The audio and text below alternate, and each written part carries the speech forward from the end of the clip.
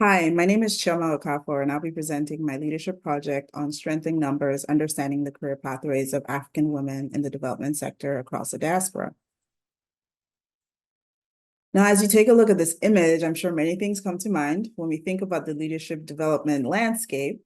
What does that currently look like when we're not considering the plethora of international NGOs? Now, critics of the global health research and governance institutions have highlighted the underrepresentation of Black Africans in the leadership of powerful institutions, which include academia and multinational groups. We also know that women make up nearly 70% of the global health workforce, but 75% of leadership positions are occupied by men.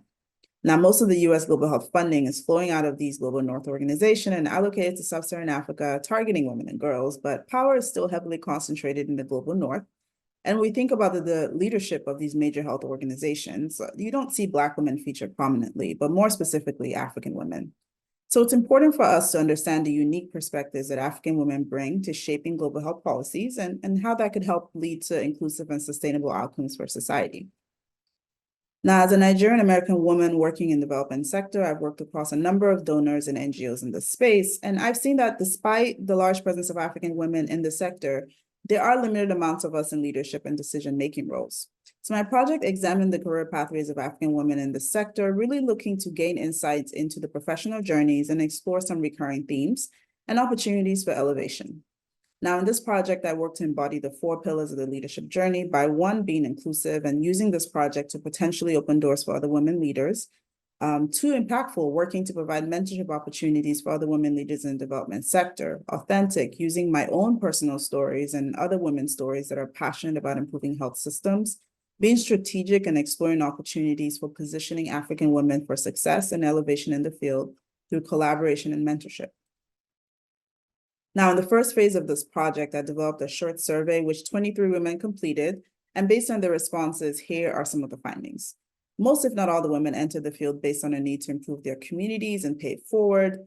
There is a general feeling that even though there have been some strides in equity, there's still a lot of racism in the sector. There's a need for ongoing mentorship, which was identified, and when it came to bias, it was often contextual. So for women in the global North, they would talk about how bias was subtle and it still impacted their mental health. In the South, they would talk about how they were passable for roles based on their marital status or being pregnant, or how men would refuse services from organizations that were led by women.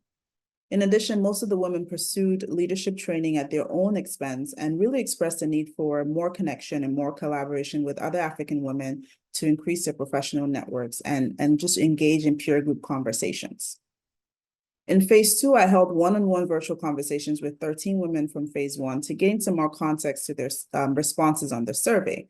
And some of the findings from the discussion show that experience across different technical areas and countries is not an issue for African women in global health. The women also talked about tokenism and how, although it's a problem, it could still be used to increase representation and allow more African women to be elevated and speak up and take up space. The women, particularly those who live and work on the continent, talked about how they have to balance family and cultural expectations with their own career ambitions, and how that results in reluctancy to take on more responsibility in the workplace, or even work supervisors passing them over for exposure opportunities and also in order to help them keep a happy home. A lot of the women talked about their education and how being educated outside of the global North was not often as valued or even recognized by employers, and sometimes their qualifications were devalued.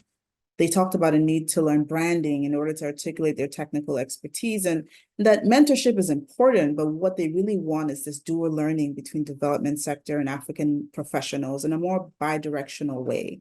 So shared experiences, peer learning, those were prominent things that came out of the conversation, and really this need to harness the number of African women in the global health sector into a formidable and driving force for sustainable change and development, where African women are seen as drivers of change in global health and not just beneficiaries. So the next steps of my project will be to develop a thought piece from my findings, as well as topics for a podcast, and I'll also be working on a mentorship brief.